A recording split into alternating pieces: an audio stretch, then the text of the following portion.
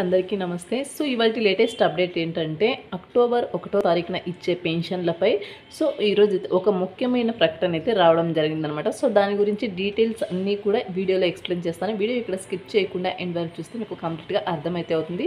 అలాగే వీడియో నచ్చినట్టయితే లైక్ చేయండి. మీరు లైక్ చేయడం వల్ల 10 మందికి అయితే వీడియో యూజ్ అయితే అవ్వడం జరుగుతుంది కాబట్టి.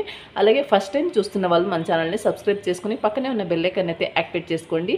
నేను పోస్ట్ చేసే లేటెస్ట్ అప్డేట్స్ అన్నీ కూడా మీరు వెంటనే చెక్ చేసుకోవచ్చు అనమాట. ఫ్రీగా వెంటనే చెక్ చేసుకోవచ్చు, అందరికంటే ముందుగా తెలుసుకోవచ్చు అనమాట. సో ఇంకా లేట్ చేయకుండా డీటెయిల్స్లోకి అయితే వెళ్ళిపోదాం. సో ఇక్కడ వచ్చేసి ఇప్పుడిప్పుడే మన ఏపీలోనే అక్టోబర్ 1వ తారీఖున ఇచ్చే పెన్షన్లకు సంబంధించి సో మరొక ముఖ్యమైన అప్డేట్ అయితే రావడం అయితే జరిగిందన్నమాట. అయితే ఇందుకు సంబంధించి పూర్తి వివరాలు అయితే సో ఈ వీడియోలో అయితే చెప్తాను. వీడియో ఇక్కడ స్కిప్ చేయకుండా చూస్తుండండి.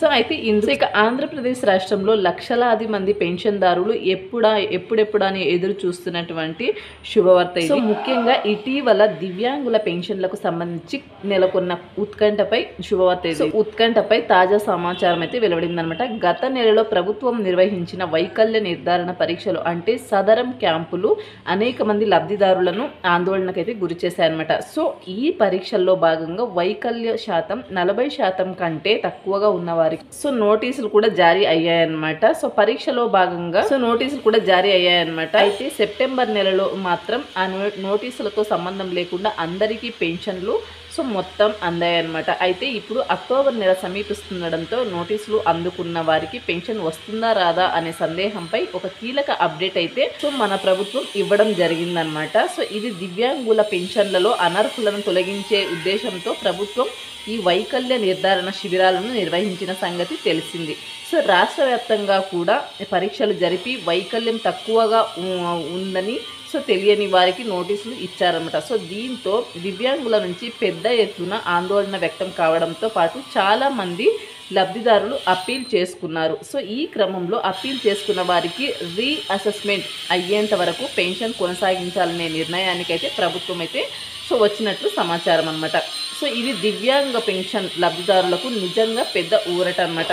అయితే గత నెలలో నోటీసులు అందుకున్న దాదాపు 90% మందికి పైగా అప్పీల్ చేసుకోవడంతో సెప్టెంబర్ నెల పెన్షన్ సక్రమంగా అందింది. సో ఇకపోతే వైకల్య శాతం 40% కంటే తక్కువగా ఉండి వృద్ధులు లేక వితంతువుల కేటగిరీలోకి వచ్చేవారికి సో వారి కేటగిరీకి అనుగుణంగా మార్చి పెన్షన్ ఇవ్వాలని కూడా ప్రభుత్వం అయితే నిర్ణయించిందనమాట. ఈ మార్పులన్నీ ప్రస్తుతం సో ఈ యొక్క ప్రక్రియలో ఉన్నాయన్నమాట. ఈ నేపథ్యంలో నోటీసులు అందుకున్న లబ్ధిదారులకు అక్టోబర్ నెల పెన్షన్ విషయంపై ఆసక్తి పెరిగిందనమాట.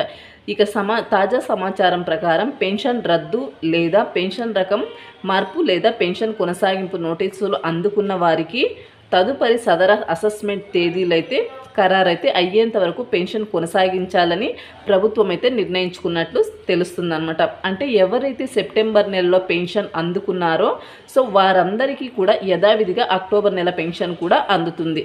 సో ఈ నిర్ణయం లక్షలాది మంది పెన్షన్దారులను ఆర్థిక భరోసాకు అయితే దారితీస్తుందన్నమాట. సో కాకపోతే ఈ కీలక అప్డేట్పై ప్రభుత్వం తరపున అధికారికంగా ప్రకటన విడుదలవ్వాల్సి ఉందన్నమాట. సో నిరుపేదలకు, వృద్ధులకు, దివ్యాంగులకు అత్యంత ముఖ్యమైన ఈ పెన్షన్ పథకం కొనసాగింపుపై సో పూర్తి క్లారిటీ కోసం లబ్ధిదారులు అయితే ఎదురు చూస్తూ ఉన్నారనమాట. సో ఇది వచ్చేసి ఇవాల్టి లేటెస్ట్ అప్డేట్ అనమాట. సో నెక్స్ట్ మంచి లేటెస్ట్ అప్డేట్తో మీ ముందుకు వస్తా. అంతవరకు నమస్తే. Thanks for watching.